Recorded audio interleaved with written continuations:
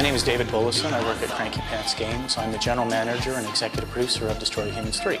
Our goal with Destroy Humans 3 was to redefine the brand's irreverent sci-fi action humor. So what we really want to deliver the player is an over-the-top, immersive world. And so the next generation hardware really allows us to have hundreds of people on the screen at a time, really delivering that 1970s funked out, epic movie destruction.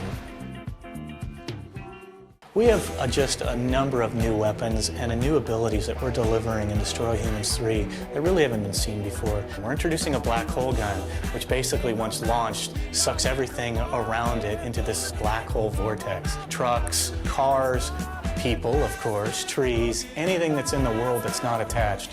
The giant Venus human trap is a little play on the 70s where, when launched, it reaches its tentacles out and pulls people in. And then at the end, it burps out the human brain stems. We've added some new power and strengths to the old weapons. The disintegrator ray, the zap-o-matic, the anal probe, with all new effects and some new abilities that you haven't seen yet.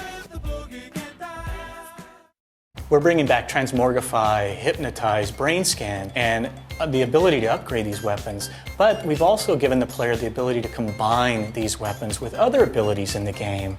One weapon I'm really excited about is the Temporal Fist. This mental ability lets the player stop time, set up a chain of events, start time up again, and just see what happens. Temporal Fist is really complementary to what makes Destroy Humans great, and that's the hilarious manipulation of humans. It's also adding the creative element for the player. So we have people here in the office, everybody plays with it a little bit differently. So some people, they created what they called PK Surf. So they use their PK weapon, launching a car, they stand on top of the car and hit start, and they're basically surfing a car throughout the level. It's an absolute riot. We've also really blown up what we're calling high fidelity destruction.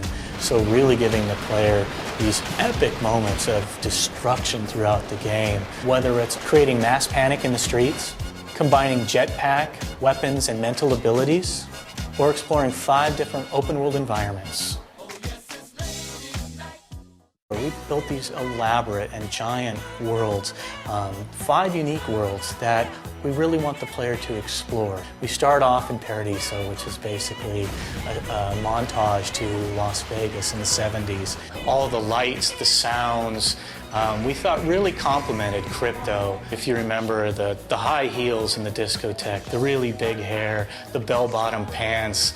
The next level we move on to Shenlong, which is kind of a Hong Kong style level, where Crypto meets the Kung Fu master. You have lost your way, Crypto. You must follow the path of enlightenment. Come to Shenlong. We then transition into Hollywood, where Crypto has to basically take on a director, followed up by Paris, which is called Belleville in our game, which has an Eiffel Tower that ends up getting destroyed. And the final level is Crypto's home planet. As players progress through the game, they'll be collecting DNA and finishing different story objectives. But once they meet the Kung Fu master, the power is inside you, Crypto. He teaches them about the path of enlightenment. Basically, the path of enlightenment is taking advantage of Crypto's inner mental strengths. Crypto needs to reach 4 different levels of enlightenment in the game. The final enlightenment, the pure Furon enlightenment, Crypto's going to need in order to get to the conspiracy that's kind of driving and haunting him throughout the game.